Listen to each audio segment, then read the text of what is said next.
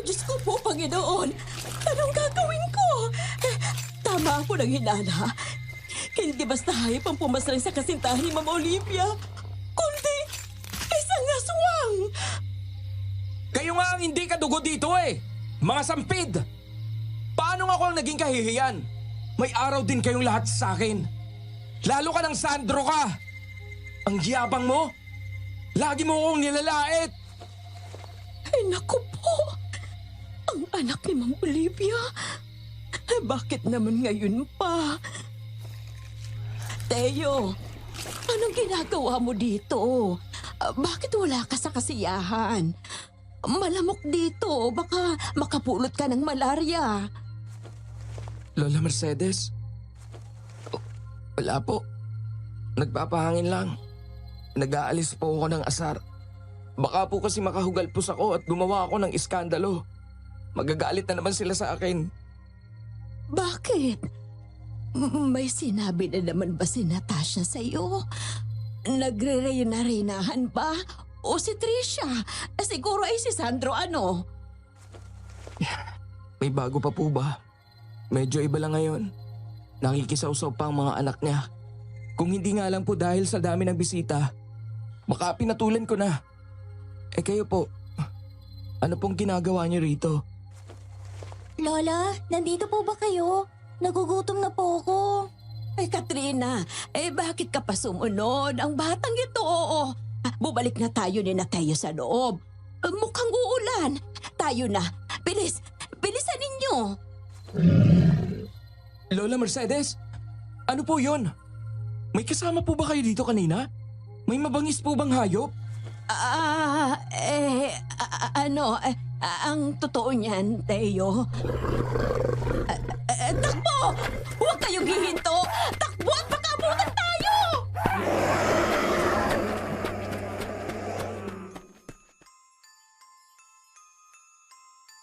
Isang gabi ng huwad na pagsasaya ang pistang iyon.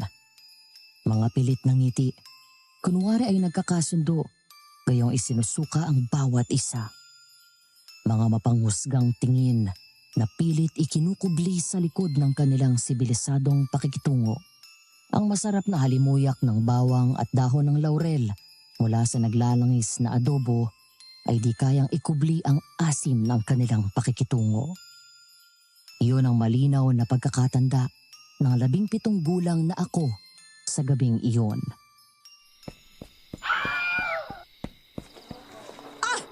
Ano ba yan? Ba't kayo gumagawa ng eksena? Ang dami bisita. Hindi na kayo nahiya. Pasensya na kayo.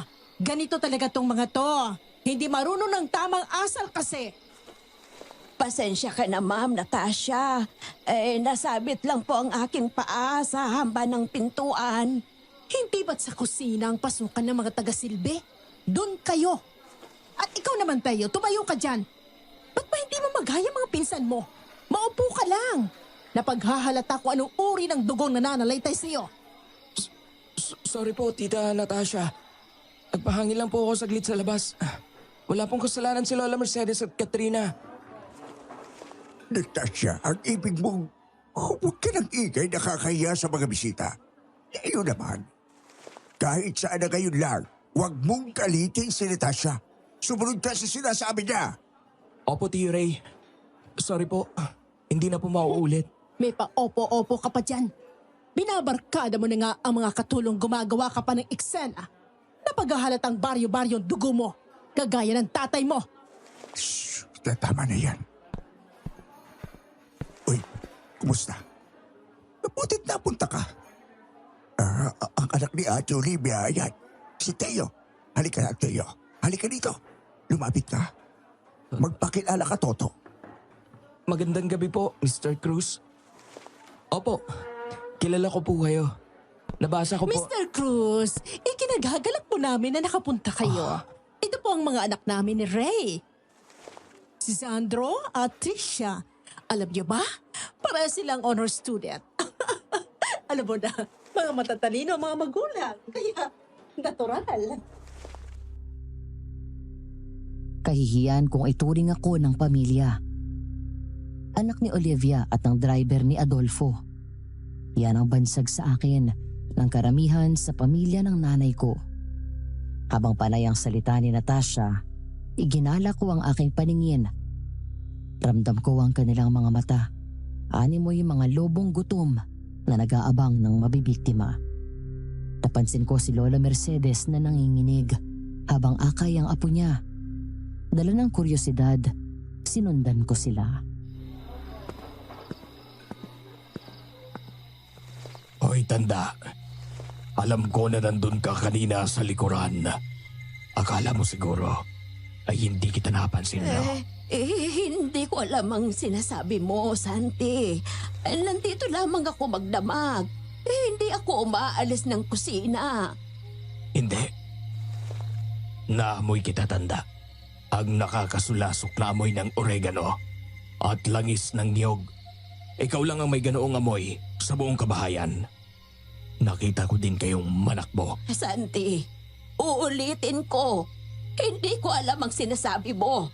Bakit ba ako ay pinag-iinitan mo, ha? Hindi. Kung kainin ko yung cute mo na po, hindi pa rin.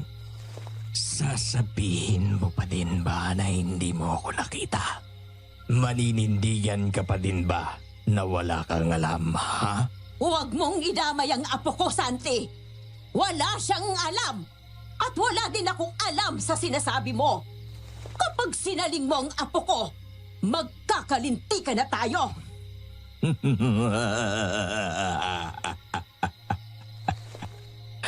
Tanda. Matagal-tagal na akong napipikon sa'yo eh. Kaya hindi ko nalamon ang bastardo ni Olivia. Gawa mo! Si Teo at si Sir Ray lang ang totoong dugo ni Sir Adolfo. Iingatan ko sila sa abot ng aking makakaya. Kahit kapalit ng buhay ko. Anong sinabi mo, tanda? Miyembro na din ng pamilyang ito ang mga pamangkin ko. Minsan mo pang ulitin ang mga sinabi mo ngayon. May kalalagyan ka sa akin. Tandaan mo yan. Hindi ako natatakot sa iyo. Alam kong anak sila ng kapatid mo sa ibang lalaki. Alam ko na din ngayon kung sino ang pumatay kay Isagani. Ikaw, isa kang aswang. Sige, subukan mo. Lumapit ka. At nang masiwalat na ang lahat, mamili ka. Aabuhin kita o ikakalat ko na lahing aswang kayo ni Natasha at mangkukulam yung kapatid mo.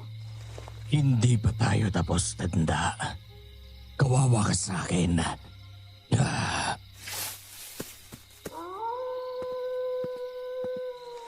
Teo, maaari ka nang lumabas dyan. Alam kong nandyan ka. Lola Mercedes, totoo po ba? Totoo po ba yung lahat ng narinig ko?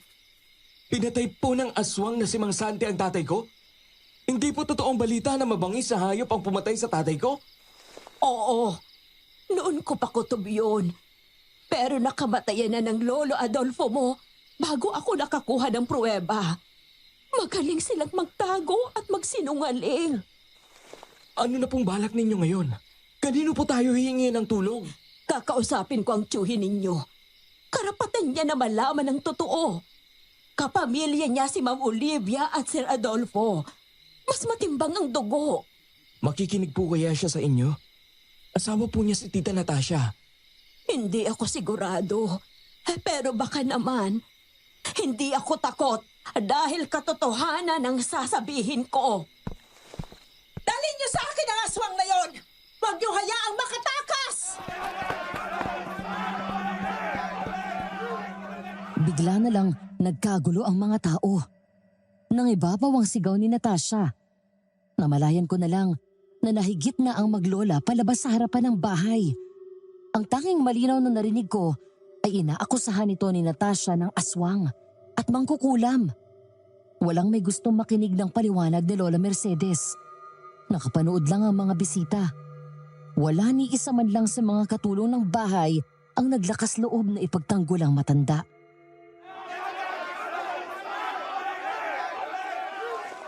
Kung di ka panabukin ng kuya kong si Santi, Hindi namin alam na may katulad mong halimaw sa bahay namin. Nakakatakot kayo! Hindi po halimaw ang lola ko. Bawiin niyo po yan. Hoy, Bubwit! Huwag kang makikialam dito, ha? Kung hindi ko pa alam, aswang ka din. Gusto mong ipadampot kita sa taong bayan, ha? Ipasusunog kita.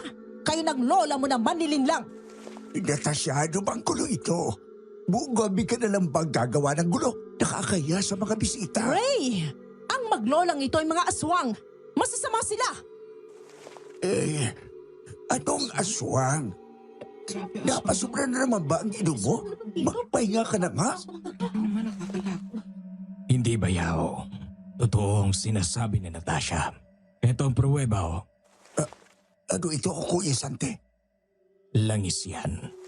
Nakuha ko sa bag ng matandang yan. Dating maghihilot si Aling Mercedes. Natural may langis siya. Bago siya kinuha ni Papa. Na maging yaya naming magkakapatid, magaling siyang manghihilot. Hindi ba, Yao? Ganyan talaga ang mga aswang. May langis silang ipinapahid sa katawan upang magbagong anyo at makuha ang lakas sa pamana ng Diyos ng kadiliman na si Aswang. Hindi yun sapat na prueba. Mas kakampihan mo ba ang matandang ito kaysa sa kinaasawa mo, Ray? Natasha, nagsasabi lang ako ng totoo, hindi ito prueba. Maging ako ay may langis pamahid ko sa nananakit na kasukasuan. Ang pamangkin mo na si Teo, siya ang patunay. Na ano? Oh, noon pa man. Gusto ko nang makalapit ng loob si Teo. Pero laging nakaharang ang matandang yan. Kinagamitan siya ng pang-akit ng aswang. Para sa kanya lang lapat ang loob ng anak ni Olivia. Hindi po yan totoo. Mabait po talaga si Lola Mercedes. Oh, kita mo na. Grabe kung ipagtanggol niya. Humaling ng pamangkin mo. Malala na ito. Natural. Sa kanya pinili ni Ate Olivia ang bata. Malamang na lalapat ang loob niya doon sa matanda. Ano ba ito? Pinagkakaguluhan na tayo ng mga tao. Tama na. Papa? Ano yon? Sasabihin mo din na aswang ang maglolang Mercedes at Katrina? Hindi po, pero kasi nakita ko po siyang kanina sa likod bahay. Sila po ng apo niya. Doon po sa madilim. Tapos, anong nakita mo? Nakita ko po na... Sandro, kumuha kayo ng tubig, bilis! Ang bilis ng tibok ng puso mo. Huminga ka ng malalim. Kumalma ka. Nakita ko si Aling Mercedes. Nilalapa ang isa sa mga katulong natin. Ano? Sino? Si Alma po. Nilapa po niya si Alma. Nakikita ko lang po ang katawan ni Alma. Wasak po. Wala ng puso at butas ang tagiliran. Naandang pa po ang katawan. Isang katulong ang nagpatunay ng sinabi ni Sandro at itinuro kung saan naroon ang katawan ni Alma. Sinikap kong ipagtanggol ang maglola pero walang nakinig sa akin. Ipinagpalagay nila na ginamitan ako ni Lola Mercedes ng mahika upang isipin ko na mabuti sila. Nabigla ako sa kalupitan ng mga tao. Walang awa nilang itinaboy ang maglola sa gitna ng masungit na panahon. Bingi sila sa pagmamakaawa noong dalawa.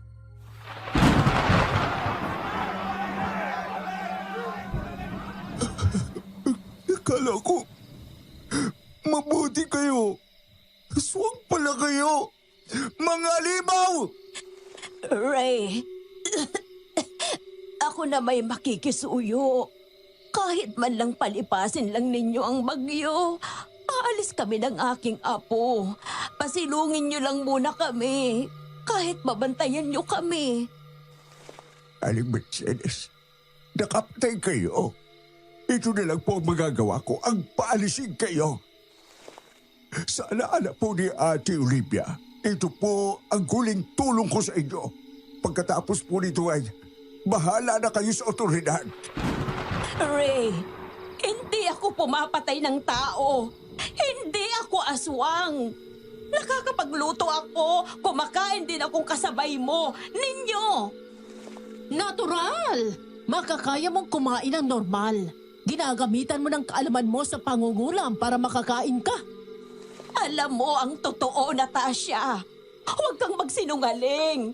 Wala akong ginawang masama. Buong puso ko kayong pinagsilbihan.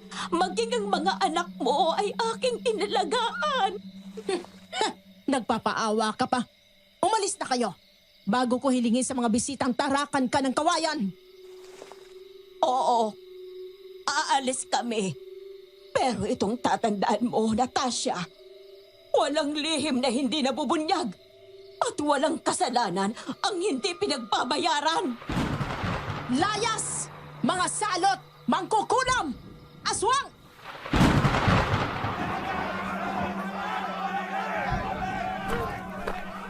Bitbit ang mga bagahe nila. Sinuong ng maglola ang nangangalit na panahon. Palihim ko silang sinundan. Kahit pa pinagbawalan ako ni Tio Ray. Humuhuni ang hangin sa lakas ng bagyo. Tila nakakahiwa ang ulan na pumapalo sa aking mga braso at mukha. Sa bawat ihip ng hangin, nadapa ang mga damo. Namumuti ang paligid na balot ng dilim ng gabi. Nakakita ako ng figura ng nilalang na nagpatakbo sa akin.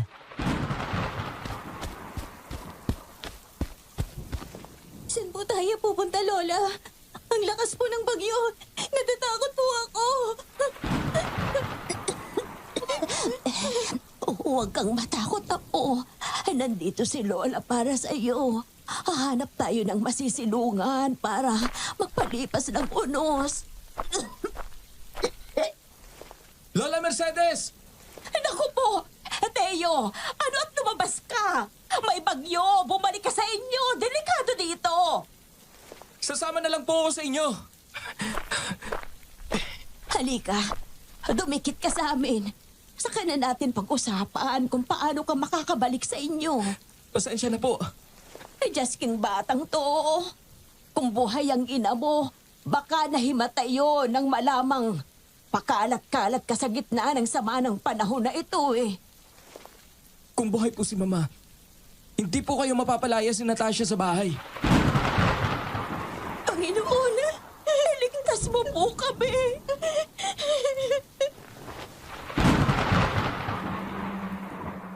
Dinig ko ang mga iyak ni Katrina sa bawat ugong ng hangin at paalo ng kulog. Sa gitna ng unos, tanging likod ni Lola Mercedes ang malinaw sa akin. Ang kanyang kukurbadong likod na sa kabila ng katandaan ay sakisag ng katatagan sa aking paningin. Nang muling kumidlat, doon ko napansin ulit ang anino ng nilalang na aking naanag-ag. Nakatitig sa amin ang nanlilisik nitong mga mata.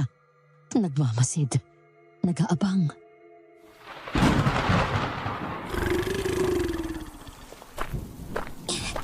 Doon sa may dulo, may maliit na kubo.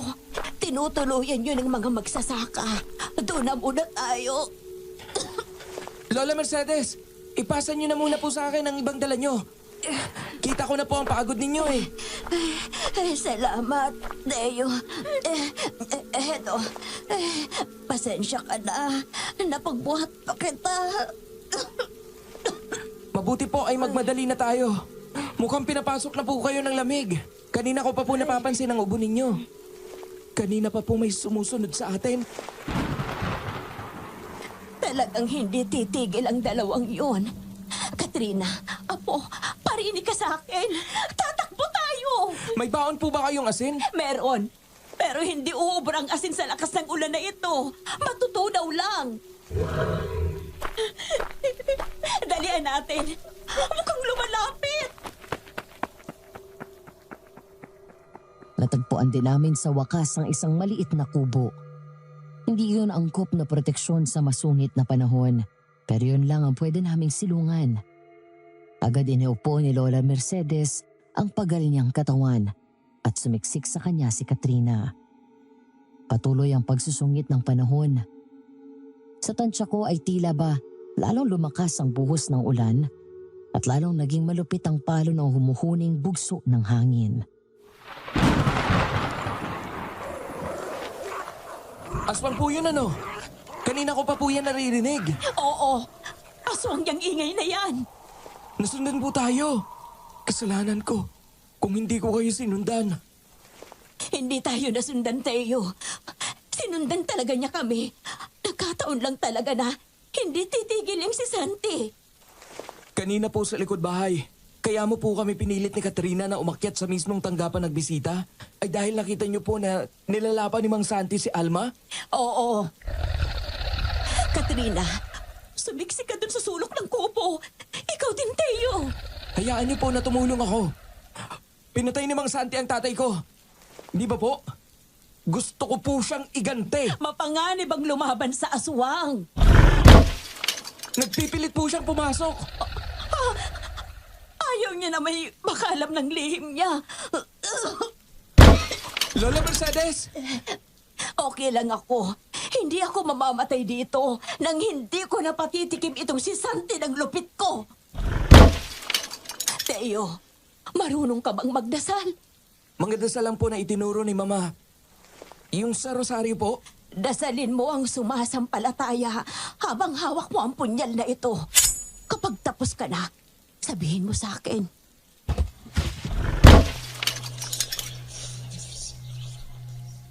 tapos na po.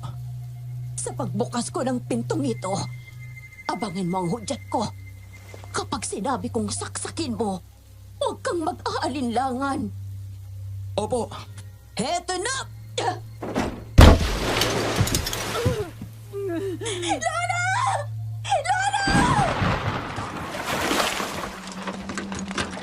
Ngunit hindi na nagkaroon ng pagkakataon na makapagbigay ng hudyat si Lola Mercedes. Bumugso ang malakas na hangin, kasabay ng rumaragas ang tubig na mula sa paanan ng bundok. Nagiba ang kubo na aming sinisilungan. Nilunod ng tunog ng nangangalit na bagyo ang mga tili ni Katrina. Buwan ng Nobyembre noong taong 1964 nang tumama ang super bagyong Ining sa Pilipinas. Napuruhan ang Mindanao at Visayas. Hindi bababa sa 577 ang nasawi. Kasama sa bilang na iyon si Lola Mercedes. Nagising ako na may benda sa aking ulo maging sa aking braso at binti. Napansin ko na hawak pa din ang punyal na pinahawakan sa akin ni Lola Mercedes. Ayon sa mga kasama ko sa bahay, ayaw kong bitawan ang naturang bagay. Natatahimik lang ako kapag ibinalik na yon sa aking palad. Magandang gabi, Madam Venus. At sa bumubuo ng Aswang Diaries, ako po si Theo. Hiling ko na sana ay may mapulot na aral ang inyong mga tagapakinig mula sa aking ibabahaging kwento sa liham kong ito. Oh, kumusta na ang pakiramdam mo, Teo? Okay naman na po. Hindi na po masakit ang ulo ko. Tanda mo ba kung anong nangyari? Oh? Anong nangyari? Sino po pala kayo? Nasaan po ba ako? Nagbibiro ka ba? Anong sino yan? Natural. Tiyuhin mo. Huwag kang nagbibiro. Ganitong masakit pang katawan ko. Baka mabigwasan kita. Sino po kayo?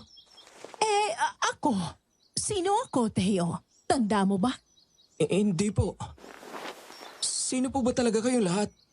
Ako si Ray. Tituloy mo ako, kapatid ng mama mo. Mama ko? Nasaan po mama ko? Natural, patay na. Ulila ka na, boy. Ano ba, kuya? Lumabas ka na nga muna. Puro kakalokohan eh. Talaga bang hindi mo kami tanda? Si Tandang Mercedes, yung apo niya na bubuhit na si Katrina. Sino po ang sinasabi ninyo? Hindi ko po kilala ang mga taong yan. Ang ulo ko! Ang sakit!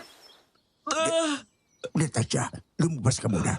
Pasuyo na din, magpatawag ka ng doktor. Pero... Sumunod ka na lang. di sumunod. Teo, gusto kong maging tapat ka sa akin. Mahal ka ng tito mo, kadugo kita. Umamin ka sa amin. Nagbibiro ka lang, hindi ba? Nagbibiro na ano po? Wala ka ba talaga natatandaan? kahit konti ng gabi na umalis ka dito? Umalis po ako? Saan naman po ako nagpunta? Bakit po ako umalis? May kasama po ba ako? Mga magulang ko po ba? Teka, sabi po ng lalaki, ulila na daw po ako. Totoo po ba yun? Diyos ko, pamangkin ko. Ang kaawa-awa ko, pamangkin.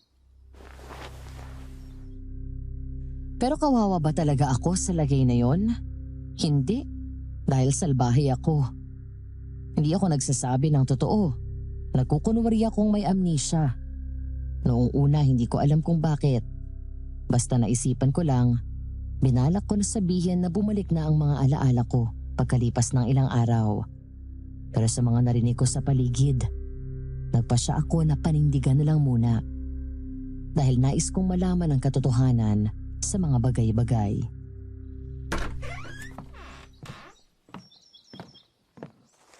Teo, eto ang ilang photo album. Kapag hindi masakit ang ulo mo, tingnan mo. Sige po. Pasensya ka na sa akin ha. Napabayaan kita. Kung buhay ang ate mo, siguradong magagalit yun sa sinapit mo. Kung buhay ang mama, siguradong hindi ka magpapakasal sa Natasha na yon. Close po ba kayo ng... ano po bang tawag ko sa nanay ko? Kahit yun, ay nalimutan mo. Mama ang tawag mo kay ate. Close po ba kayo ng mama ko? Sobra na hindi ako pakakasalan ng tito mo kung buhay pang mama mo. Sobra ako sinaan ng mama mo eh. Natasha, usapan namin mag-chewin to. Hindi ka dapat basta sumisingit. Bukas ang pinto eh. Sana kung ayaw mo may makikasawsaw, isinara mong pinto. Nagdaan ang ilang panahon, naging linggo ang mga araw, at ang mga linggo ay naging buwan. Hanggang sa ilang taon na ang lumipas. Natanggap nila ang aking amnesia, at ako naman ay nanindigan na nakalimot. Dumating ang panahon na nakapagtapos kami ng aming pag-aaral. May kanya-kanya na kaming trabaho at sumapit na sa edad na 32. Nang dalhin ni Sandro ang kanyang nobya sa aming bahay upang magbakasyon.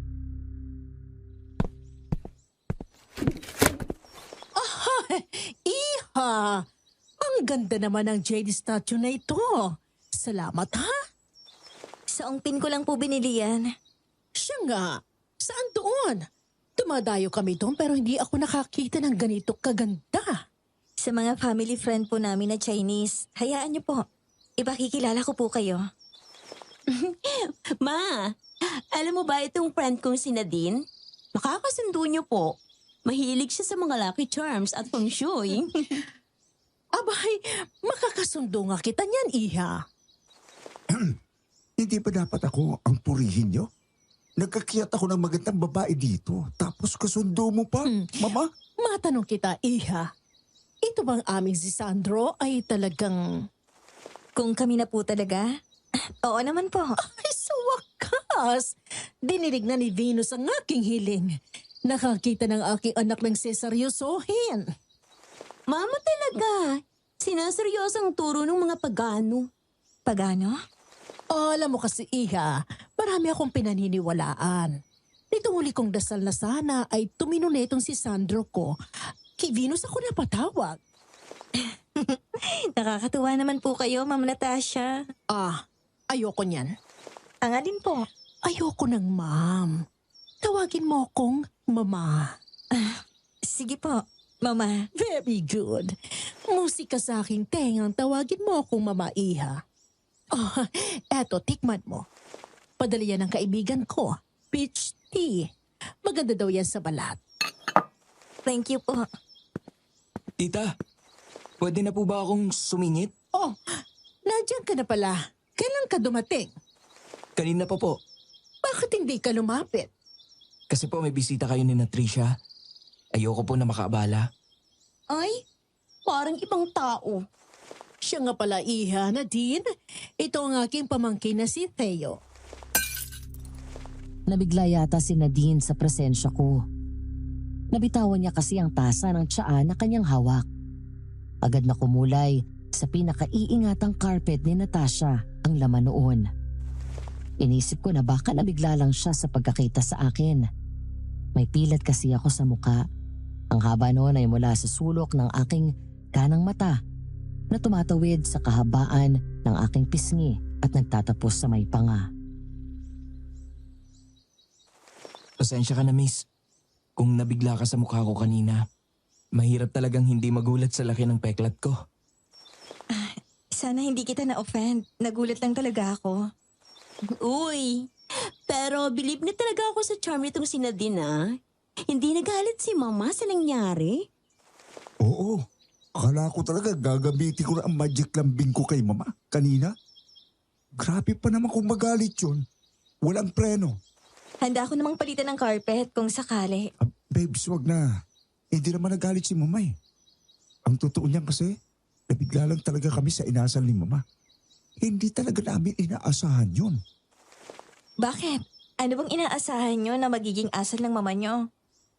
Nung mga bata pa kasi kami, sobrang pinapahalagahan ni Mama ang carpet na yon.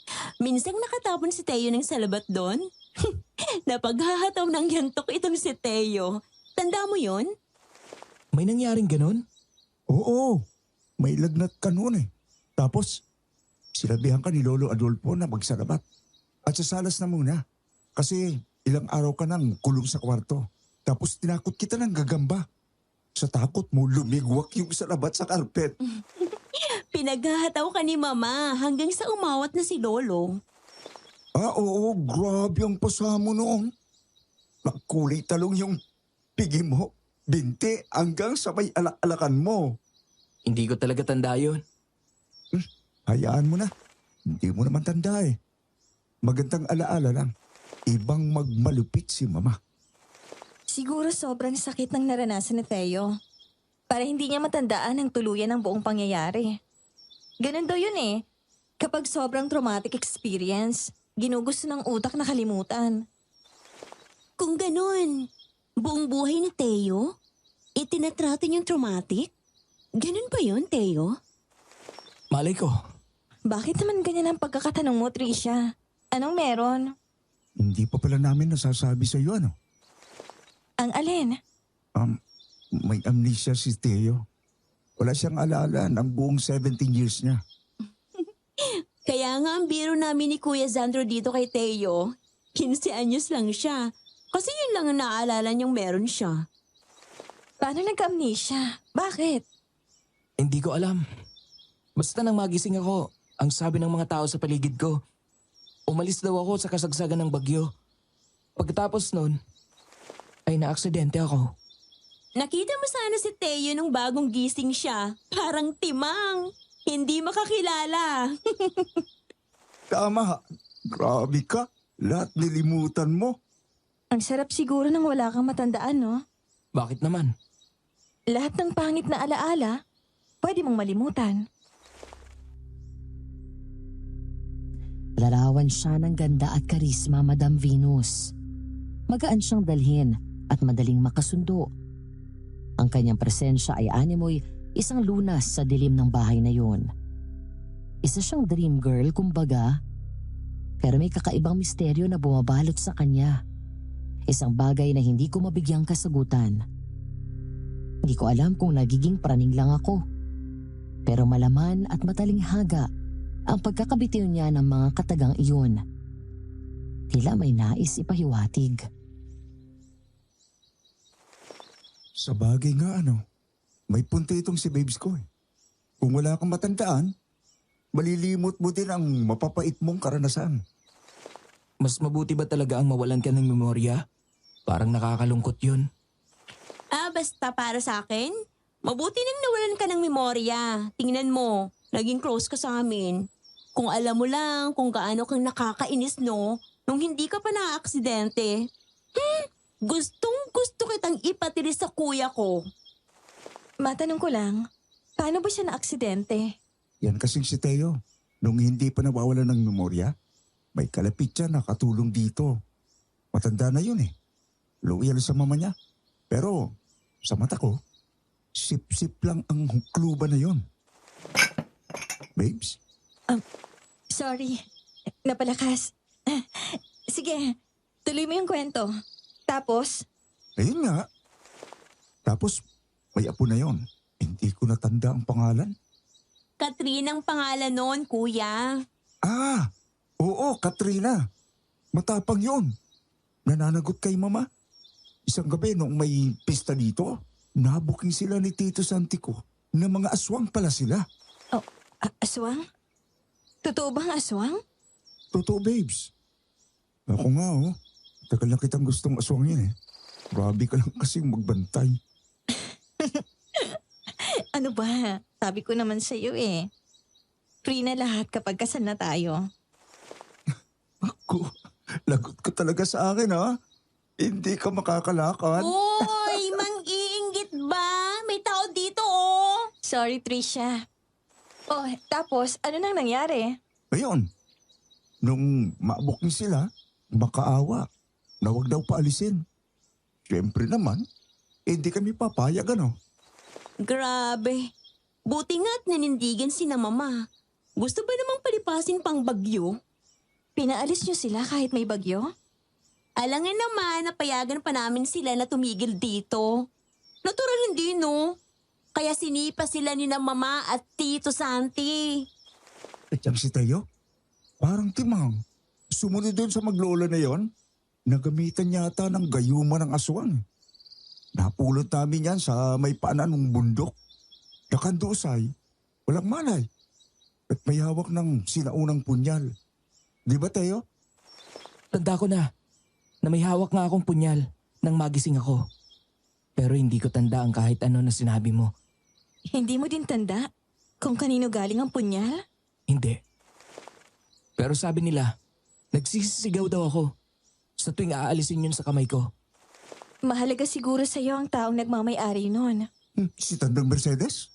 Sino naman magpapalag sa matandang yon? Ano? Ala, babes, bakit ka nagpasag? Hindi ko sinasadya. Nadanggil ang braso ko, sorry. Anong nabasag? Papa, O Trisha, anong nabasag? pa, huwag po kayong magagalit ha. Aksidente po kasing natabig ni Nadine yung baso. May tao ba dyan? Magdala kayo ng walis at pandakot dito sa ganden. May nabasag na baso. Pa, ito po si Nadine.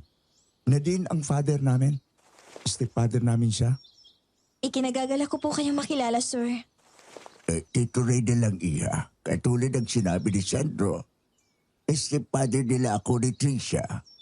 Pero mga tunay na anak na ang turing ko sa mga yan. Oh, the best dad to. Matanong lang kita na din. Alam ba ng mga magulang mo ang tungkol sa balak nyo ni Sandro? Hindi na po kailangan na malaman nila. Ulila na po ako. Ganun ba? Sinong dadalo para sa side mo kung sakali man? Ay, wala po. Nasa abroad po lahat. Pero may blessings na naman nila po ako. Pa, ano kasi? Ampong kasi sila din eh. Ganun ba? Pasensya ka na sa mga tanong ko, ha? Gusto ko lang sana na maramdaman mong welcome ka dito, iha. Na kahit ang pamilya mo, welcome dito. Salamat po. Ngayon pa lang po ay galak na ako. Hindi sa naghahanap ako ng mali, pero hindi mawala sa isipan ko na may kakaiba sa nobya ni Sandro. Parang aral ang mga ngiti niya. Kalkulado. Ani mo'y artista na sinanay ng ngumiti. Minsan kong nahuli ang tiim na kanyang mga titig. Ngunit di din naman nanatili yon sa kanyang mga mata. Pero hindi ako patatahimikin. May kung anong bumabagabag sa akin sa tuwing makikita ko siya. Kung nasaan man po kayo, hiling ko na panatagpo kayo. Sino nandyan? Ako ito, Teo. Nadine? Ano nangyari? May nakain ka bang masama? Wala naman. Medyo hindi lang magandang pakiramdam ko. Alam ba ni Sandro? Teka, tatawagin ko siya. Hindi, wag na. Pabalik na din naman ako sa loob. Ikaw, anong ginagawa mo dito? Bakit may kandila? Eto. Sabi kasi nila, wala na daw ang mga magulang ko at pati yung matandang nag-alaga sa akin. Dahil hindi ko naman sila matandaan, ipinagtitiri ko sila. Nadine, bakit? Teo, hindi ka ba talaga nakakaalala? Totoo bang wala kang naaalala? O nagkukunwari ka lang? Ha? Ano bang sinasabi mo? Nagkukunwari ka lang ano? Niloloko mong pamilya mo. Hindi ka totoong may amnesia. Ha? Hindi ko alam ang sinasabi mo. Sorry. Ang daya mo naman na din eh. Usapan, paiiyakin mo muna. Sabi ko sa iyo, Tricia, hindi kaya ni Nadine ang maging masama. Anghel talaga siya. Sorry, Teo. Tumayo ka na. Abutin mong kamay ko. Hindi ba't parang ang tatandaan na natin lahat para sa ganitong uri ng kalokohan? Parang hindi ka nagkaedad, Sandro. Uy, huwag ka na bang masyadong seryoso? Para binibiro ka lang naman eh. Oo nga naman, Teo. Talaga to. Sobrang seryoso mo naman sa buhay. Kaya ka hindi maging masaya eh. Hindi kayo nakakatawa. Pasensya ka na, Teo. Yan, pinasama mo ang loob ni Nadine. Itong putok sa buho na ito. Boring mo talaga. Sandro, anong putok sa buho? Sinong putok sa buho? Narinig ko na naman ang salitang yan. Pa, nagkakabiroan lang po kami ni na Teo. Biro? Sa pagkakadinig ko, at hindi ginagawang biro ang salitang yan. Tanda mo na, at mag-aasawa ka na din. Yan pa ang halimbawa ng pag-uugali na ipakikita mo sa asawa mo. Ha? Pa, huwag niyo na pong pagalitan si Kuya Sandro. Ito namang si Teo may kasalanan eh. Napikon na agad. Binibiro lang naman namin eh. Isa ka pa. Kampi ka ng kampi dito sa kuya mo. Tumatanda na kayo ng paurong. Ayoko nang marinig ang salitang diyan sa pamamahay na ito. Palinaw ba? Ano? Ayusin niyo ulit ang mga sagot niyo. Opo. Hindi na po mauulit. Yes po, Papa. Hindi na po. Doon na kayo sa loob. Teo, pasensya ka na sa dalawang yon. Dapat doon ko pa talaga sila itinama. Okay lang po, Tito. Sanay na po ako. Hindi ako talaga ang may mali. Ang tagal na akong sinasabihan ng mga tao sa paligid. Pero hindi ako makinig. Hindi ko kasi magawang makatanggi kay Natasha. Tito, bakit? Ano pong problema? Atin lang ito, Teo. Pero may pinapupunta na akong magagamot. Mang Des ang pangalan. Doon sa Rizal. Sabi niya, nagayuma daw ako. Ano po? Medyo malalim din ang ginawang panggagayuma sa akin. Dapat daw yon ay tapos na makalipas ang 6 na taon. Pero ayon po sa inyo, higit sa 6 na taon na po kayo nagsasama ni Tia Natasha. Oo, dapat ay wala na yung bisa. Ayon sa manggagamot, maliban na lang kung kapiling ko ang nanggagayuma. At naitutuloy ang orasyon bawat tapos ng 6 na taon. Ano pong balak niyo ngayon, Tiyo? Unti-unti kong inaayos ang buhay ko. May ilang bagay din akong inaalam. Hintay-hintay ka lang, Teo. Magiging ayos din ang buhay natin. Kung paano niyo yun gagawin ay hindi ko alam sa puntong iyon. Dahil matapos ang ilang araw ng pamamalagi ni Nadine sa amin, nagsimula ang mga kakaibang pangyayari sa bahay. Nagsimula yun kay Nadine, pagkatapos ay si Tricia at nagkasunod-sunod na. Nasa gitna kami ng pag-uusap ni Sandro nang biglang pumunit sa katahimikan ng bahay ang tili ni Nadine. Eto, parang bagay sa kanya to ah. Ano sa tingin mo, Teo? Bagay, may magandang tindig naman ang nobya mo. Pero masyadong kita ang likod niya eh. Eto kaya? Maganda din. Braso lang ang kita. Pero mainit sa simbahan eh. Baka mahilo siya. Hindi ba't mas mainam kung siya ang papiliin mo ng disenyo ng kanyang trahe de boda? Pakiramdam ko kasi hindi niya ako siniseryoso eh. Bakit naman? Kapag kasi pinapipili ko na siya ng damit, laging ang sagot, okay na, pwede na. Baka nahihiya. Nadine! Bakit? Anong nangyari? May maitim na nilalang na nakasilip sa bintana ng banyo. Pula ang mga mata, mahaba ang dila. Ano? Lumabas kayo! Tingnan ninyo ang buong paligid ng bahay! May nakapasok! Natatakot ako sobra. Nandito naman kami. Huwag kang mag-alala. Sandro, samahan mo na muna sa silid niya si Nadine para makapagbihis. Nakatapis lang ng tuwalya, oh. Oo, sige. Tayo na, Nadine. Sasamahan muna kita para makapagbihis ka. Sige. Salamat. Pero magmatsyag pa rin kayo at patuloy na magpaikot ang tauhan sa paligid. Ano daw, Tiyo, ang balita? Wala namang nakita maliban sa mga bakas ng kamay sa labas ng dingding ng bahay. Bakas po? Oo. May team na bakas ng kamay. At hindi karaniwan ang lapad noon. Parang sa kapre daw. Kuya! May tao po sa likod bahay! Anong isinisigaw ni Tricia? Talaga namang may tao doon? Baka tauhan lang ng bahay. Titingnan ko po, Tiyo. Tricia, ikaw ay nakapanloob lamang at nananak mo, may pakalalaki dito. Papa, tulong! May nambabato po sa kwarto ko. Yung wala anino na itim na nilalang. Napagod na ang mga tauhan sa kahanap noong mga tumakot kay Nadine at Tricia pero walang nakita magdamag. Ano po kaya ang mga yon? Wala po akong maisip, kundi maligno. Bakit naman kaya tayo mamalignuhin? Kung kailan naman tayo may bisita. Maayos naman po siguro ang sitwasyon, Tiyo. Ray! Samahan mo ako sa manggagamot! Natasha, anong nangyari sa iyo? Hindi ko maintindihan.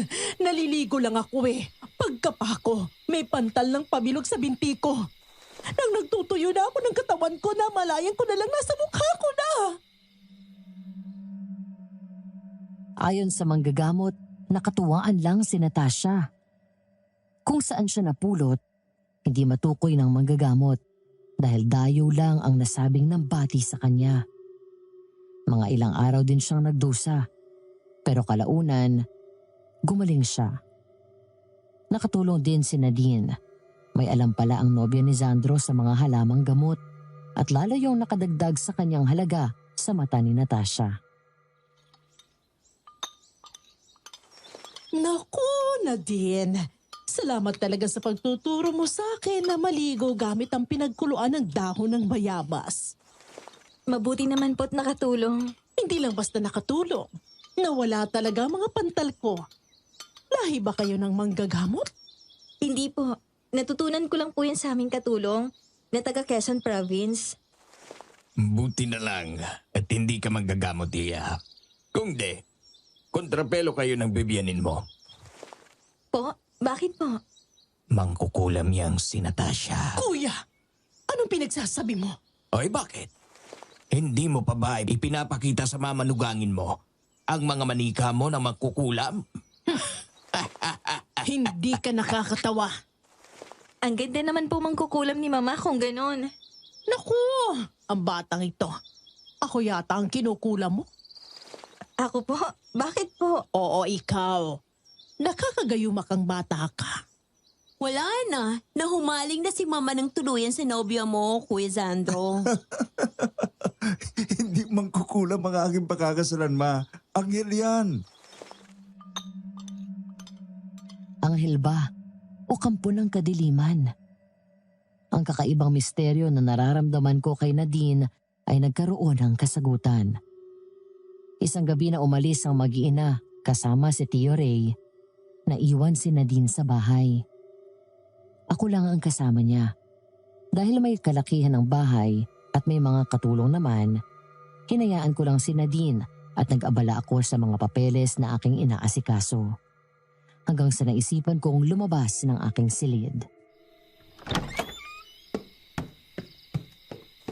Nakakangalay talaga maghapong mag-asikaso ng papel. Kumusta kaya ang nobya ni Sandro? Naghapunan na kaya? Teka, nakamusta? Ano yun? Amoy insenso? Saan galing? Sa kwarto ni Nadine?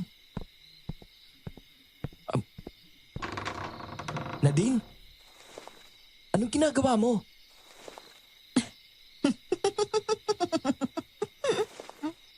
Teo, sabi ni tama nga ako. At tama sila ng kutob. Ano? Anong sinasabi mo? Ano yung lumalabas sa likod mo? Anong nangyayari dito? Halika dito. Sabi ng mga taga-bulong ko, hindi ka daw totoong nakalimot, Teo. Umamin ka na. Bago kita parusahan sa pagsisinungaling mo. Oo, totoo. Ano ngayon sa'yo? Ano itong itinututok mo sa akin? Aswang ka ba? Maligno ang impakto. Ako ngayon ang sagutin mo. Kung hindi, itatara ko ito sa'yo. Bigay ito ng matandang pinagkakautangan ko ng aking buhay. At alam ko kung paano ito gamitin. Umayos ka. Teo, hindi mo na ba ako kilala? Alalahanin mo ako. Wala akong kilalang sa dilim kumukuha ng lakas. Ang tanging kilala ko ay laging sa kabutihan tumatawag. Si Lola Mercedes. Teo, ako ito. Si Katrina. Nabasag na ang ilusyon ng nobya ni Sandro. Ang babaeng perpekto ay walang iba kundi ang nagdalaga ng si Katrina. Nagbabalik upang maghiganti sa pamilyang ng api sa kanila. Ayon sa kanya, isang mayamang Chinese ang nakaampon sa kanya at sa kasamaang palad ay pumanaw na ang mga yon sa aksidente. Totoo ang lahat ng sinasabi ni Nadine kay Sandro, maliban sa totoo niyang pagkatao. At yun ang aking naging buhay. Mabuti at sa mabubuting tao ka napunta. Hindi sila sinala sa bunot. Pero naging mabuti silang magulang sa akin. Sila din ang tumubo sa katawan ni Lola sa morgue. Pero ang karunungang itim na gamit mo, Galing sa libro ni Lola Mercedes. Sinuway kong lahat ng bili ni Lola. Hindi ko siya sinunod. Sa dilim ako tumawag. anong ginagawa mo? Bakit ka naghuhubad? Pagbihis ka nga. Tingnan mo ang mga marka sa likod ko. Anong mga sunog ba yan? Palatandaan niya ng aming kasunduan.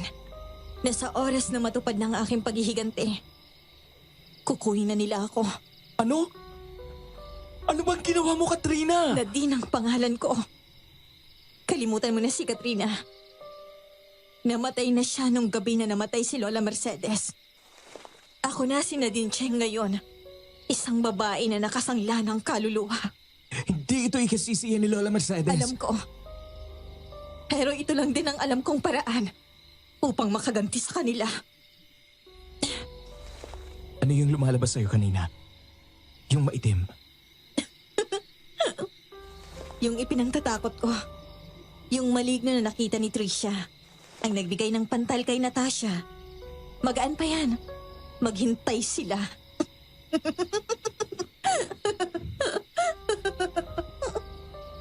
Kung ganon, ang sigaw mo sa banyo noong gabi? Ay, peke yun.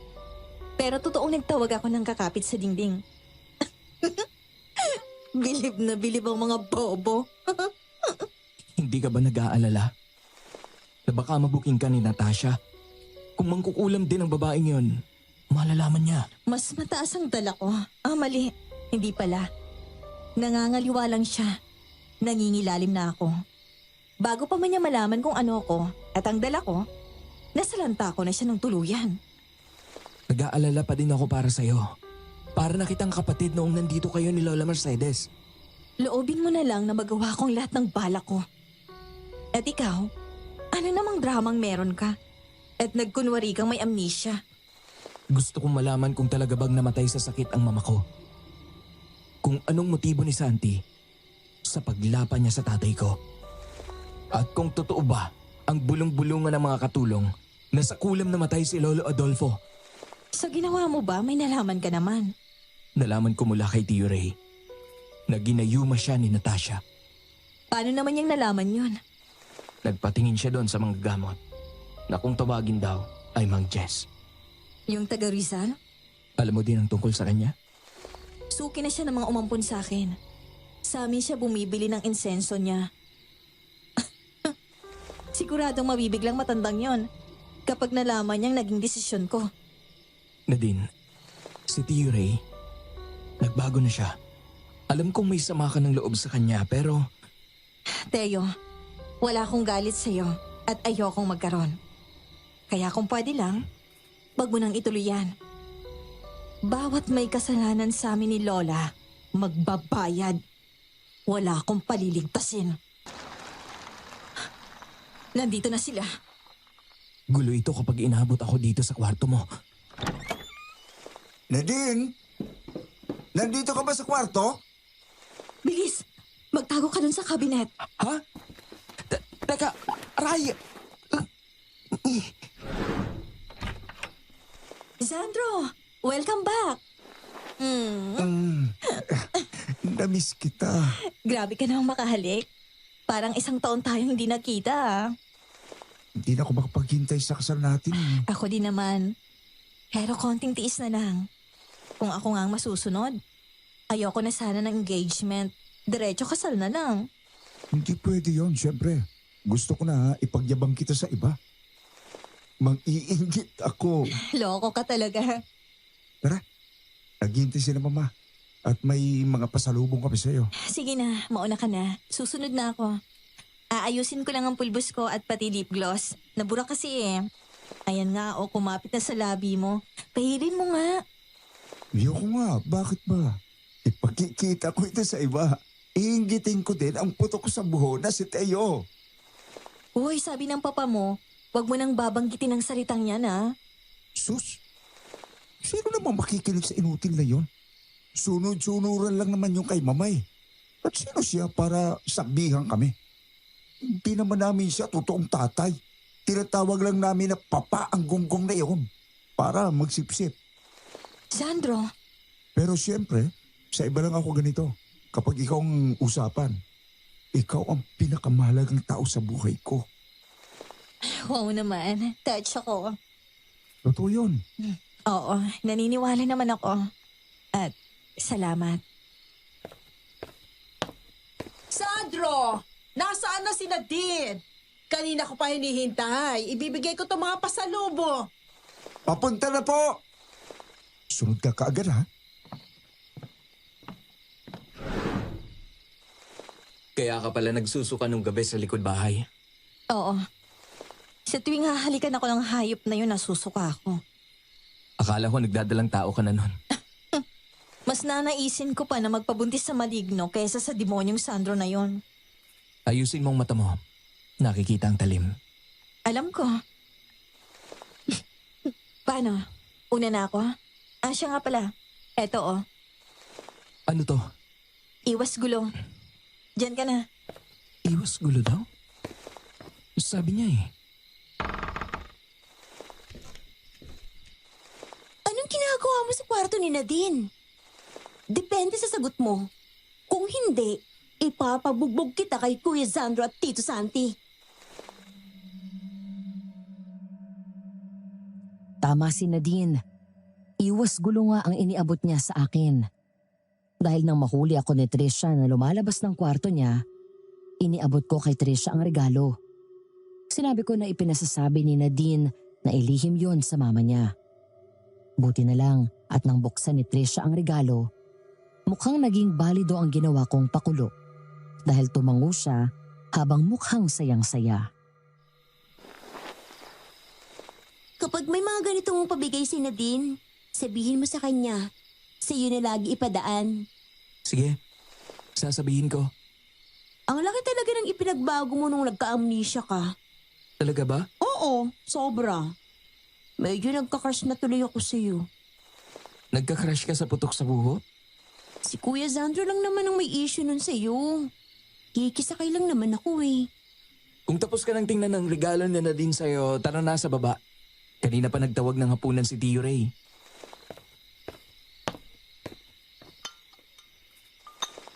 Pinunta namin yung herbalist na inirekomenda mo na din. Magaling siya. Natumbok niya ang idinadaing kong sakit. Mabuti naman po't nakatulong sa inyo si Mr. Chua. Puring-puri ka nga. Dahil ang dami mo daw na inirepair na customer sa kanila. Magaling po sila. Kaya hindi po ako takot na irekomenda sila. Nabanggit sa akin ni Sandro na hindi ka pa daw nakakapili ng trahe ni Muna mo. Bakit? Kung halaga ang problema, hindi mo yun dapat intindihin. Piliin mo kung anong gusto mo. Kami ang bahala doon. Hindi pa lang po ako makapili ng disenyo. Ano yun? Galing sa salas? May halimaw po na nakapasok. Ano? Dito ka sa tabi ko na din. Magtawag kayo ng tanod at mga tauhan. Nakapasok na dito sa dining area. Naku po! Gumawa kayo ng paraan! Nadine, saan ka pupunta? Hetong sa'yo! Aswang! Hindi tinablan. Anong klaseng aswang yan? Alis, aswang! Alis! Kuya!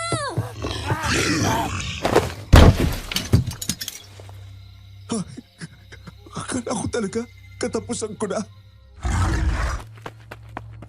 Ngunit hindi lang yun ang naging problema ng gabing iyon. Isa sa mga katulong namin sa bahay ang nakakitang patay na ang isang kasambahay sa may likod ng bahay. Ang naturang katulong ay walang iba kundi ang katulong na tumayong saksi laban kay Lola Mercedes nang gabing pinalayas ang maglola nung gabi ng handaan. Halos hindi na makilala ang naturang katulong. Wakwak ang dibdib at maging ang sikmura noon. Pakisabi sa mga tanod, salamat. Ito ang munting halaga pang merienda. Iabot mo na lang. Maraming salamat po. Salamat din. Sila na ikamo ang bahala sa pagpapalibing. Hindi ko maintindihan ang nangyayari dito. Nadine, baka naman aswang ka, pero hindi ka nagsasabi.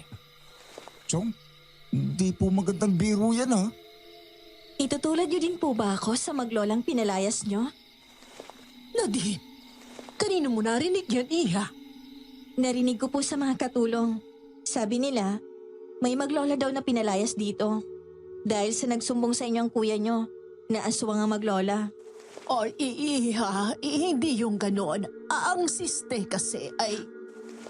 Sabi po nila, kahit ang lakas ng bagyo, ipinagtabuyan niyo po sila. Kahit pa may sakit ang matanda noon. At ang liit pa ng apo. Nadine? Ayan, pinaiyak na ninyo. Chong, ano bang problema ninyo, ha? Biro lang naman yon. Heto naman. Pwes, hindi po yun magandang biro. Bisita po si Nadine. Hindi yun siya dapat ginaganyan. Okay. Sorry, Naineng. Huwag ka nang umiyak. Wow, pampamas. Sakay naman ang mga gunggong, oh. Teo, sa tingin mo, Ang alin po? sino kaya sa mga taga rito ang aswang? Hindi ko po alam. Kung may makakaalaman po nun, sa palagay ko ay kayo. Loko ka. Anong tingin mo sa akin? Aswang? Gago ka. Kuya Sante, bitiwan mo si Teo. Ano? Ha? Kakasaka? May mali po ba akong sinabi? Putulin ko kaya yung dila mo. Bakit po ba kayo nagagalit? Totoo lang naman po ang sinabi ko. Kayo po ang posibleng makaalam nun. Dahil kayo ang isa sa pinakamatagal na rito. At kayo rin po ang namamahala sa mga katulong at tauhan. Yan bang ibig mo sabihin?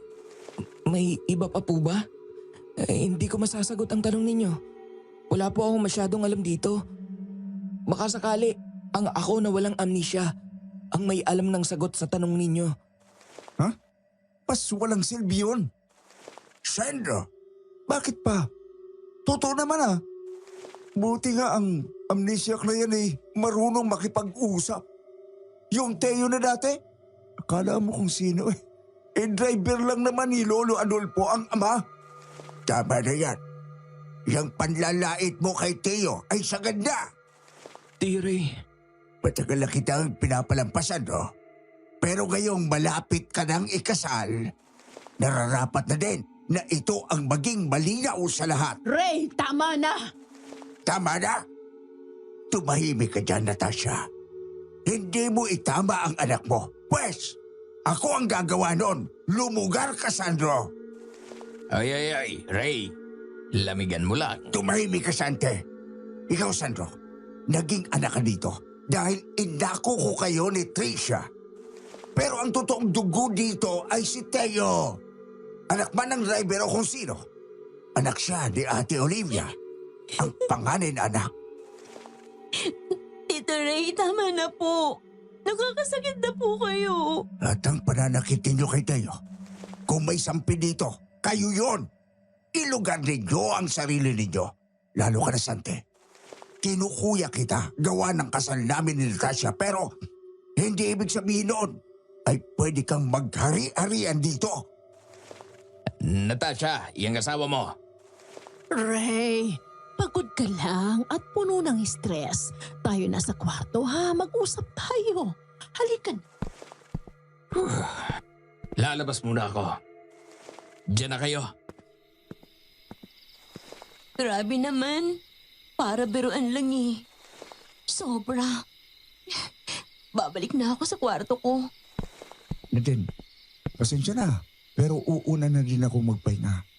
Kita tayo bukas. Mahal kita. Good night. Buisit. Kadire. baka maukan na naman ang pisngi mo niyan. Nangingilabo talaga ako sa tuwing hahalikan niya ako. Nakakaawa ang katulong na nilapan ng alaga mo. Anong nakakaawa sa kanya? Dapat lang sa kanya yon. Kaya nagkaroon ng dahilan ng mga demonyang pamilya ni Natasha para palayasin kami ay dahil sa huwad niyang pagsaksi. Kung ako yon, pati mukha niya durog. Ipadudukot ko pati dila niya. Kung gano'n ay, Hindi ko gawa yon. Hindi mula sa aking nilalang yon. Hindi mo ba napansin si Santi sa hapunan? Ang lansa ng amoy niya. si Mang Sante ang pumatay doon sa katulong? Oo. Nilapan niyang katulong. Kung alam mo, bakit mo pinasugod ngayong gabi ang nilalang mo? Nagkaroon tuloy ng palusot ang hayop na yon. Para ibaba niyang depensa niya. Iisipin niya na kalusot siya at uulit pa siya. Dahil akala niya, may magiging palusot pa siya ulit. Uy, Nadine. Anong nangyayari sa'yo? Dugo? Dumudura ka ng dugo? Manahimik ka nga. Palo ito. Palo? Paanong palo? Napuksa ang nilalang ko na tinawag. Kaya may palo ako. Itigil mo na kaya ang plano mo. Ikaw lang ang nagdudusa. Ito nang huling beses na babanggitin mo yan. Kapag inulit mo pa, idadamay kita. Hindi ko inialay ang aking buhay sa kadiliman para lang huminto ako. Nag-aalala lang naman ako para sa'yo. Ang alalahanin mo ay ang alamin ng tungkol sa kamatayan ng mga kadugo mo. Mga alingas-ngas lang ang naririnig ko. Wala pa akong makuhang solidong patunay. Pwes ako meron. Tungkol nga lang sa pagkamatay ng mama mo. Ano? Kalmahin mo yung loob mo. Minsan akong inimbitahan ni Natasha sa kwarto niya. Aksidente niyang nabuksan ng isang maliit na baul. Nakakita ko ng manikang maliit At may nakadikit na larawan ng isang babae. Anong itsura ng babae? Kamukha mo. Para ka palang pinila sa nanay mo. Maliban sa hugis ng pangat baba mo. Mama? Si Natasha yun ah. Umpisa na ha? Ano? Mama! Papa, tulong! Tulungan niyo ako! Anong nangyayari? Saan mo gustong unang pumunta? Ay, buti naman at tamang katulong. Bakit, Sandro? Teo, ipag-drive mo kami. Dadalhin natin sa ospital si Tricia. Sumuka ang kapatid ko ng mga bulate. Oo, Madam Venus. Binarang sila ni Nadine. Yun ang umpisa. Kagaya ng inaasahan, walang nakita sa mga test ni Tricia. Ipinagpalagay na galing sa inihaw na dalag ang mga isinusuka niyang bulate. Pagdating namin sa bahay, tensyonado ang paligid. May doktor na tumitingin kay Natasha. Nasa sala naman si Tio Ray. Wala pong nakita sa mga lab test. Baka daw galing lang sa inihaw na dalag. Isinama niyo pa si Nadine. Okay lang po. Gusto ko pong damayan ng kaibigan ko. Salamat sa pagmamalasakit mo sa kanya. Pa, magpapahinga na po ako. Kita na lang po tayo bukas. Sige, huwag ka na din gumising ng maaga bukas.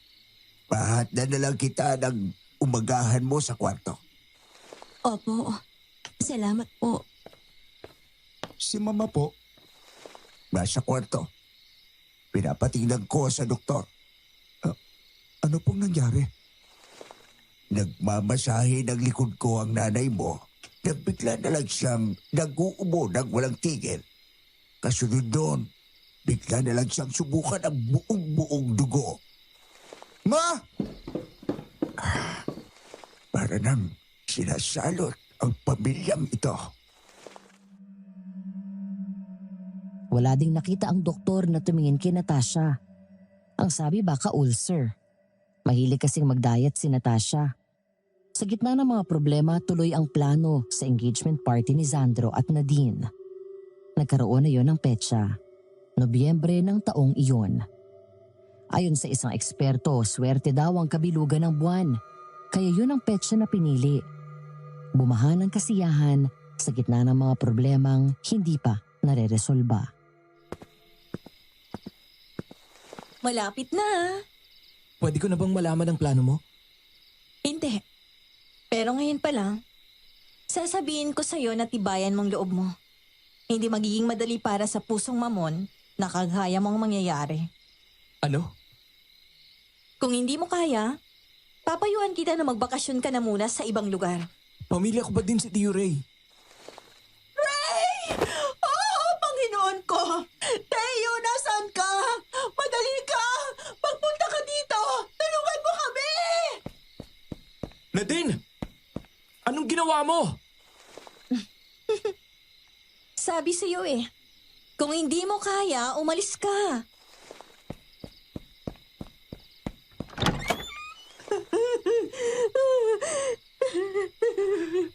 Tia Natasha! Bakit po? Nagsusuka ng berde ang tsuhin mo, Teo. Ayaw tumigil. Sama ng pakiramdam ko. Teo, magpatawag ka na ng doktor. Bilisan mo!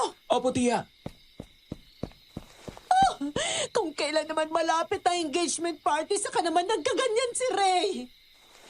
Ano po sabi ng doktor? Walang makita. Baka daw sa kinain ng masama lang ang tiyan. Kapag daw lumipas ng ilang araw at ganun pa din, ipapatest na. Kawawa naman. Pwede pa din namang matuloy ang party kahit wala si Papa. Ano bang sinasabi mo? Dapat nandun siya. Hindi ko naman siya tatay. Siya na din ang nagsabi, hindi ba? Okay na ako na wala siya. Kung gusto niya, apang buhay na siya magpahinga.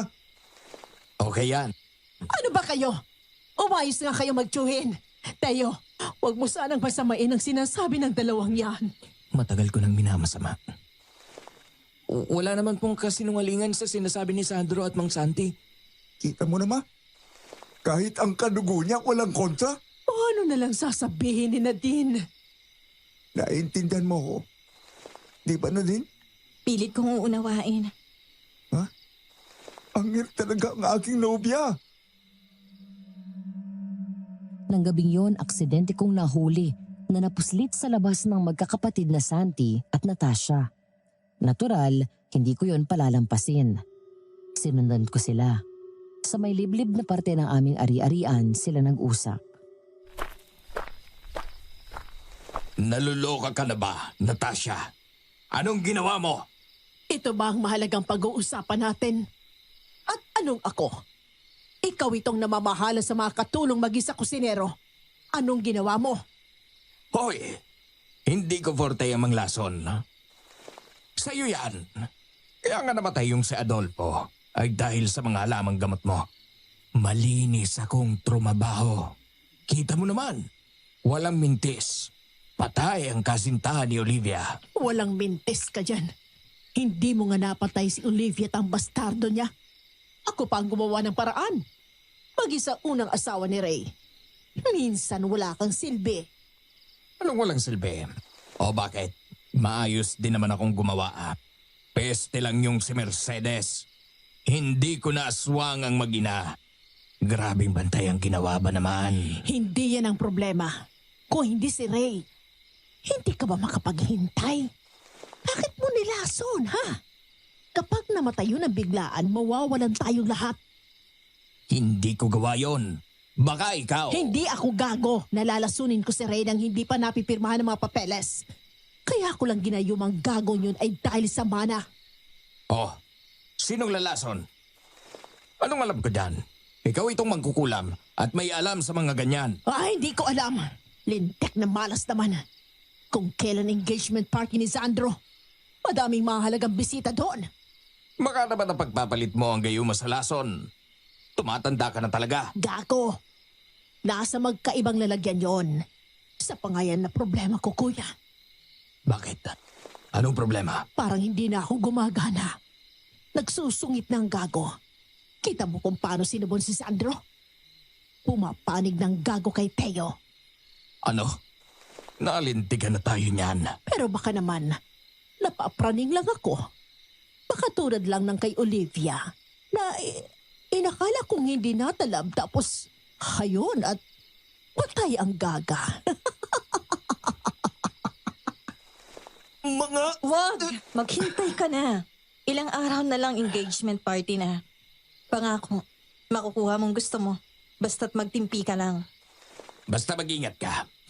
Kailangang mapapayag mo na manahanan niya ang mga anak mo bago matuluyan ang hayop na yon. Ako nang bahala. O paano? Babalik na ako. Baka may naghahanap na sa akin doon. Sige, kakain na muna ako. Kanina pa ako nagugutom. Saan ka na naman pupunta? Baka sumabit ka, ha? Makikipagkita kay Vanji. Kanina pa nga dapat. Kung di dahil sa lintek na pagkakasakit niyang si Ray. Maayos na bang lahat? Baka mamaya, matulad yan doon sa isang katulong. Maigi at may nakapuslit asong sa bahay. Napagmukha natin na yun ang umatake sa babae. Ha? Walang problema. Sa may burol kami magkikita. At doon siya matatagpuan. Natural. Dala niya ang lahat ng gamit niya sa maleta. At ang isang ginto mong alahas. Siguraduhin mong mapapabalik ang gamit ko, ha? Diyan ka na. Hayop. Mga hayop sila. Mga demonyo sila. Walang kaluluwa. Hayop. Teo, Walang kapatawaran para sa kanila. Gawin mo ang gagawin mo. Wala na akong pakialam. Hihingi na lang ako ng tawad kay Lolo Adolfo. Ipipikit ko na lang ang mata ko sa gagawin mo kay Tio Ray. ikinalulungkot ko ang nangyari sa mga magulang mo at kay Lolo Adolfo. Huwag mong ikalungkot yun. Ang kailangan ko ay makubuha ng mga taong yan ang karma nila. Pareho na tayong masunog ang kaluluwa sa impyerno. Minsan, kailangan mong maging demonyo para pumuksa ng demonyo. Dumating ang araw ng engagement. Wala akong alam sa balak ni Nadine. Pero sabi niya, malaking pasabog ang mangyayari. Hindi nakadalo si Tio Ray sa kasiyahan, pero mabuti-buti na ang pakiramdam niya. Baha ng tao ang party. May inibitahang pianista at musikero din. Ang grande ang handaan. Muling namayani ang amoy ng adobo sa hapag. Naalala ko ang gabing pinalayas ang maglola. Anong iniisip mo, Teo? Naaalala ko kayo. Kami? Ganito din noon. Maraming tao. Nangunguna si Natasha sa pakikiharap sa tao tapos pinagtulong-tulungan kayo. Oo. Pero ngayon, maiibang istorya. Sabi mo eh. Teo, salamat sa pagmamahal mo sa amin ni Lola Mercedes. Para ko na kayong pamilya. Kayo lang ni Lola Mercedes ang nagtrato sa akin ng ayos. Gusto mo ng sikreto? Isang sikreto na sigurado ako hindi mo inaasahan. Pero ikatutuwa mo. Kung sasabihin mo ba? Magaling ng tito mo sa gayuma. Pinagaling ko siya. Sorry, niloko kita, hindi ko sinabi. Ha? Talaga? Pinagaling mo siya?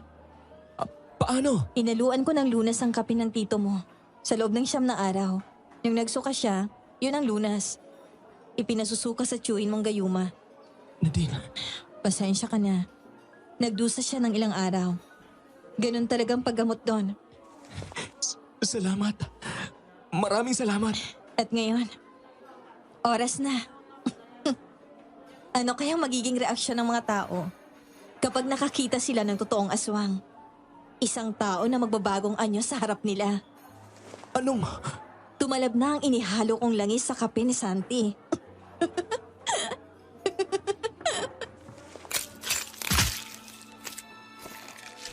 Tito Sante? Anong ginagawa niyo? Hindi! Hindi namin siya kaano-ano! Aswang? May aswang oh! Tumawag kayo ng tanod! Puksain niyo ang mga yan! Nadine? Oh! Bakit, Sandro? Dapat magpatawag ka ng pupuksa sa aswang. Tumawag ka din ng saksi. Habulin niyo ang aswang! Huwag niyong hayaang makapatay ng tao! Ano bang sinasabi mo, babes? Sabihin mo sa mga tao. Sabihin mo na, bilis! Na aswang ang tiyuhin mo. Palayasin mo siya. At ikaw, Natasha, ipagsigawan mo na dapat puksain ang kapatid mo. Bilis! Habulin niyo ang aswang! Naluloka ka na ba? Oo! Naluloka na ako! Dahil ito ang oras na mararanasan ninyo ang kalupitan ninyo! Tawagin ninyo ang mga tanod! Nakita ninyo kung paano nagpalitangan nyo ang aswang? Si Santi na kuya ni Natasha ay aswang! Siya pala yung aswang. Ano pala yan? Siya pala yung aswang. Si Santi. Si Santi, aswang pala. Aswang. Kung ako sa inyo, mananakbo na ako. Mararamdaman ninyo ngayon kung paanong tugisin ang umalis ng walang mapupuntahan. Hayop ka na din. Papatayin kita. Walang hiya ka. Bulate! Mama! Tulong po! Ma! Diyos ko po, anak! Anong ginawa mo sa anak ko? Impakta ka, babae ka! Natasha! Oras na ng paniningil! Aray! Anong ginawa mo? Uod! Inuud ang braso ko! Ano ba yan? Anong kaguluhan ito? Natasha? Ha? Ano yan? Nilalabasan ka ng insekto sa balat mo! Nabarang siya! Mangkukulam ang babaeng yan! Kaya siya nagkakaganyan ay dahil sa balikkulam! Nakabawi na mula sa gayumang lalaking ginagayuma niya! Hayaan mo ang pamilya ng aswang! Kuhanin niyo na! Sila po yan! Natapos ang pagdiriwang sa isang trahedya. Kinuha at pinagtulungan ng mga tao si Natasha. Napatay si Santi. Bumalik sa katinoan si Tio Ray at si Nadine. Siningil siya ng kanyang karunungang itim. Doon siya sa amin na natili hanggang sa tuluyan niyang nilisan ang mundong ito. Patawad sa pagiging mahina ko. Kay tagal kita ang napabayaan, Teo. Kung mamamatay ako ngayon, wala akong mukhang maiharap sa mama mo. Biktima ka lang din, Tio. Pero dapat ako ay nakahalata, ngunit pinili ko ang maging bulag. Hayaan mo, babawi ako sa iyo. May kasalanan din po ako, Tio. Nagsinungaling po ako. Wala po akong amnesia. Alam ko. Alam nyo? Sinakyan kita dahil naisip ko na isa yung paraan para maging ligtas ka. Patawarin mo ako, Teo, sa lahat ng kakulangan ko. Patawarin mo ako, Teo. Malapit na. Nararamdaman ko na sila. Nandito ako. Hindi kita iiwanan. Salamat ha. Akala ko mamamatay akong mag-isa. Palagi kitang ipagdadasal. Huwag na. Wala na din yung magagawa. Pero sana, ipagdasal mo si Lola Mercedes. Katulad ng palagi mong ginagawa. Oo, gagawin ko. Teo, hihingi sana ako ng isang pabor. Kung maaari, Sige, kahit ano. tawagin mo naman ako sa totoo kong pangalan. Sige na, Katrina. hindi ko narinig. Isa pa. Katrina.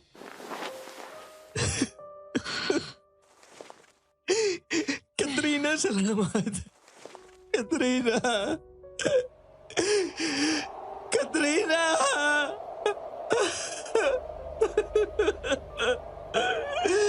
Katrina.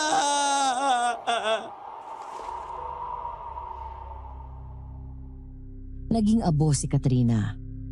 Hindi ko din alam kung paano. Pero isa lang ang alam ko. Singil yun. Dahil hindi marunong magpalampas ang mga gamit ng espiritual. Ganito natapos ang aming kwento. Habang buhay kong pinapasalamatan si Katrina. Marahil hanggang sa mamatay ako. Hindi na nag-asawa pa si Tio Ray. Ibinuhos na lang niya ang buhay niya sa pagtulong. Ako naman, sumubok mag-asawa. Nagkaanak ako ng 5, pero naghiwalay din kami ng aking asawa. Wala lang, parang basta nawalan kami ng pagmamahal sa isa't isa. Nanatili naman kaming magkaibigan. Kapiling ko ang aking mga anak. May mga apo na rin ako. May kambal akong apo at pinangalanan ko ng Katrina at Nadine. Dala ko ang peklat ng aking kahapon. Ang masasaya at ang malulungkot dahil yun ang bumubuo sa pagkatao ko. Kung may aral man akong napulot, iyon ay ang mga katagang binitawan ni Lola Mercedes kay Natasha. Walang lihim na hindi nabubunyag at walang kasalanan ang hindi pinagbabayaran. Totoo ang karma. Manatili sana tayong mabuhay para sa kabutihan lang. Maraming salamat po, Teo.